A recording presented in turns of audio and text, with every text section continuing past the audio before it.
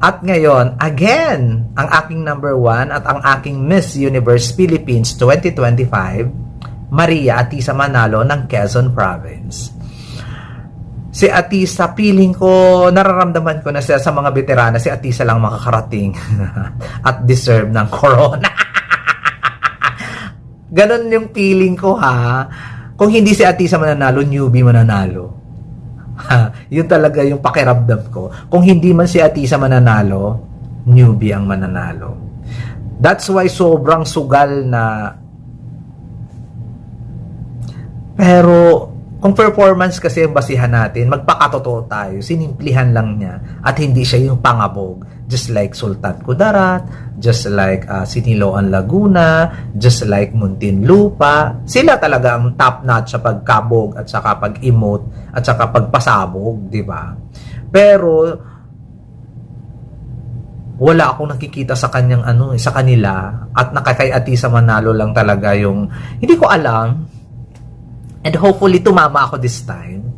Kasi last year, siya ang predicted winner ko pero second runner-up lang siya. Chelsea Manalo ay naging second place ko lang din pero nag-title siya. Ito lang naman ay sa kutob ko, ha. Huwag kayong magagalit sa akin. Kutob ko lang naman ito. At hindi ibig sabihin na kung ano ang number 1 at kung sino ang nasa prediction ko ay siya ang mananalo at kukuronahan bukas. Kutob ko lang to, sa pakiramdam ko lang to, sa nakikita kong hinahanap ng Miss Universe organization ay ito, si Quezon Province, Maria Atisa Manalo. Kung hindi man siya, si Amanda Russo. Kung hindi man siya, si Labuhol. Di ba? Ganon, di ba? So, pasensya na guys, wala akong masyadong explanation kasi sabi ko kung magde-duel ako doon sa performance, iba ang lalabas. Pero sinunod ko yung puso at isip ko talagang nagtalo-talo sila. Nagtalo-talo yung puso at isip ko kung sino ba talaga ang karapat-dapat makoronahan sa araw ng kinabukasan. At sino ba talaga ang magiging representative ng Pilipinas sa Miss Universe na gaganapin sa Thailand. That would be all guys. Comment down below lang kayo kung ano ang inyong violent reaction. Okay lang. I-bash na ninyo ako kung i-bash. Pero syempre, minsan kasi yung kutob ko pumapalo, di ba? Minsan hindi natin tinitingnan yung performances pero yung kutob mo di ba? Iba yung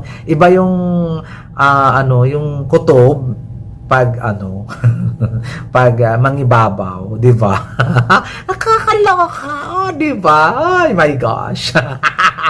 Ayan guys, ang aking number 1, Maria Atisa Manalo. Ang aking number 2, Amanda Russo. Ang aking number 3, Teresita Marquez. Ang aking number 4, Tyra Goldman. Ang aking number 5, Gabi Carvalho. Ang aking number 6, Eloy Sahaud. Ang aking number 7, Siniloan Laguna. Ang aking number 8, Taguig, Katrina Ligado. Number 9, Gwendolyn Soriano ng Baguio. And number 10, Sultan Kudarat, Chelsea Fernandez. Maraming salamat sa suporta. That would be all. This is Gaysel Ortega again and again. Maraming salamat. Paalam!